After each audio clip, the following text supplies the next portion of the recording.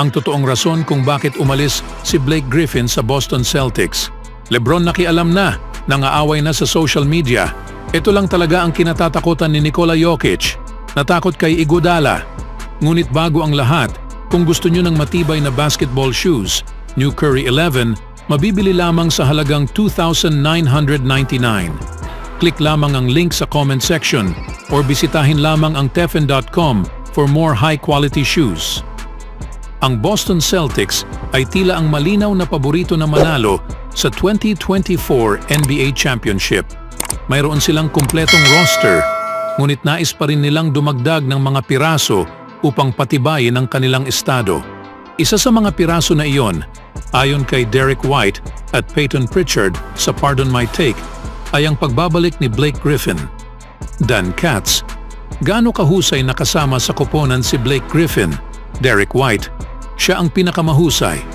Dan Katz, bakit hindi na siya naglalaro ng basketball?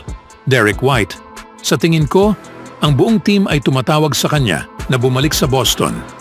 Para kay Peyton Pritchard, nag-text ako sa kanya mga 1 linggo o 2 linggo na ang nakakaraan. Gusto mo bang sumama sa huling biyahe? Sabi niya, masaya siya sa buhay niya. Nagpatuloy si Katz sa pag-FaceTime kay Griffin habang kasama si White at Pritchard upang direktang itanong sa dating number 1 overall pick kung bakit hindi na siya bumabalik sa laro kahit na inirecruit siya ng paboritong mananalo ng kampyonato tulad ng Celtics. Dan Katz, hey, namimiss ka ng mga ito. Bakit hindi ka na naglalaro ng basketball? Dahil ba hindi ka na makapag-dunk? Blake Griffin, oh man, sana hindi ko na sinagot. Oo, madalas kami mag-usap. Masaya lang ako sa buhay ko ngayon. Itinanong kay Griffin ang tungkol sa mga paboritong mananalo ng kampyonato ngayong taon at maingat niyang binanggit ang Celtics. Hindi nais na magdulot ng masamang juju sa kanila sa pamamagitan sa pagtawag sa kanila na paborito. Sila ang mga paborito ko. Ayaw kong maghatid ng masamang juju sa kanila pero sila ang malakas na paborito sa isipan ko. Si Griffin ay nasa Celtics noong nakaraang season, ngunit halos hindi nagkaroon ng pagkakataon na maglaro.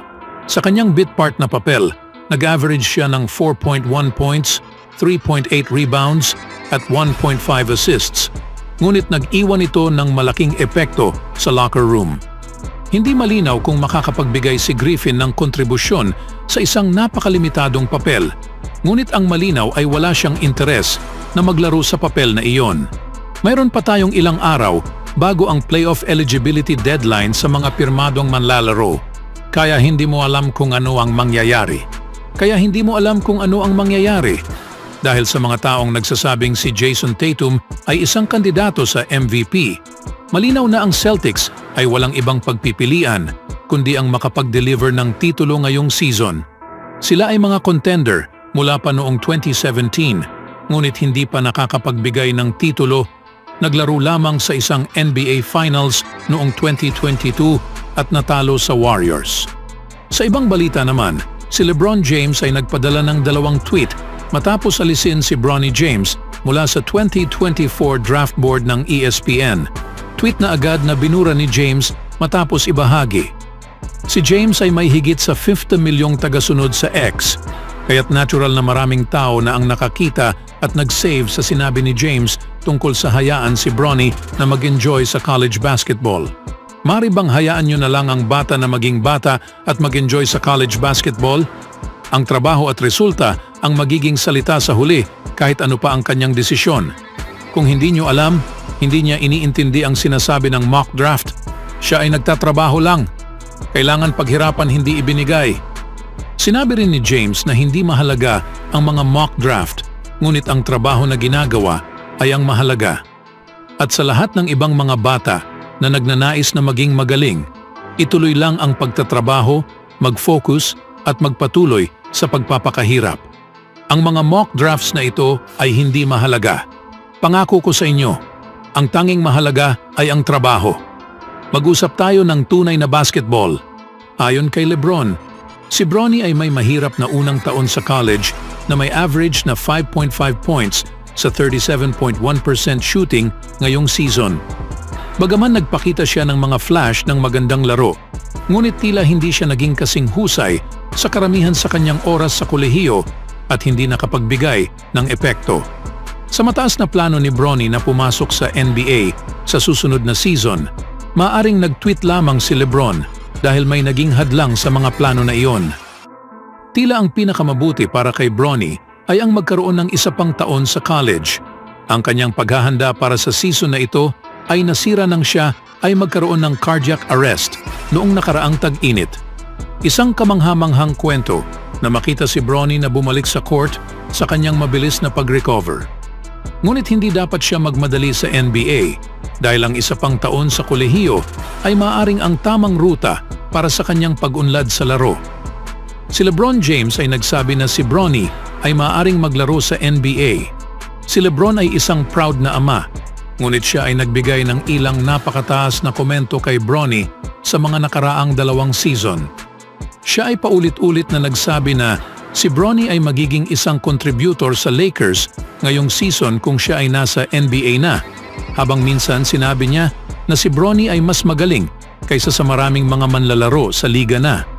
Sa kasalukuyan, inaasahan ng ESPN na si Bronny ay maging isang second-round pick sa 2025, isang malaking pagbagsak mula sa panahon na ang ESPN mismo ay ang nagsabi kay Bronny na isang lottery talent. Siya rin ay binigyan ng mga paborableng paghahambing sa NBA tulad ni DeAnthony Melton at Drew Holiday. Kung siya ay magiging katulad sa paghahambing na iyon, siya ay magiging isang magandang karagdagan sa anumang NBA team. Sa sumunod na balita naman, kahit sa mga pangyayari pagkatapos ng isang matinding laro, alam ng mga NBA star na sina Draymond Green at Nikola Jokic kung paano magkaroon ng magandang panahon. Ang Warriors forward at Nuggets big man ay nakitang nagtatawanan ng magkasama pagkatapos ng 119-103 na panalo ng Denver laban sa Golden State noong Lunes sa Chase Center. Isang light-hearted na sandali pagkatapos na ang dalawang veterano ay nagharap-harap sa loob ng 4 na quarters. Pero ano ang sinabi? Si Green syempre ay ang nagbigay sa lahat sa kanyang podcast pagkatapos ng laro at lumilitaw na siya ay nakakatawa na nagbibiro sa kanyang dating kasamahan sa Warriors na si Andre Iguodala na hindi nagtagumpay na makuha si Jokic sa kanyang sariling podcast sa NBA All-Star Weekend sa Indianapolis. Ang aming pinagtatawanan ay nang lumapit ako sa kanya at sinabi, "Hey, pwede ka bang sumali sa podcast ko?" Ibinunyag ni Green sa The Draymond Green Show. Hindi ko alam kung may nakakita sa clip ni Joker sa All-Star na kasama si Andre Iguodala na nagtatanong sa kanya tungkol sa podcast at si Joker ay tumatakbo palayo sa kanya. Kaya't medyo ginagawa kong biro iyon at si Jokic ay nagsabi, "Oh my God, ako ay masamang tao. Isang tunay na masamang tao." Iyon ang aming pinagtatawanan. Sa tingin ko ay nakakatawa iyon. Hindi mo pa nakikita si Joker sa isang podcast. Kung siya ay nag-guest, marahil ay tungkol sa mga kabayo ang lahat at hindi tungkol sa Denver Nuggets o anumang basketball. Bagaman hindi pa tiyak kung si Jokic ay maaaring magtapos na mag-guest sa podcast ni Green.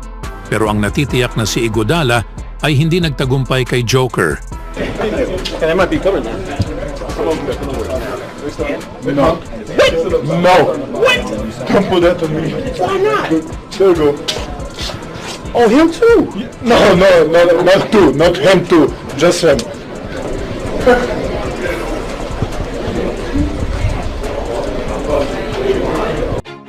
Always do it on my own, so I gotta get through it. And the only thing I know is to love what I'm doing. Never give up, never slow, till I finally prove it. Never listen to the no's, I just wanna keep moving. Keep my head up when I act, head up, that's a fact.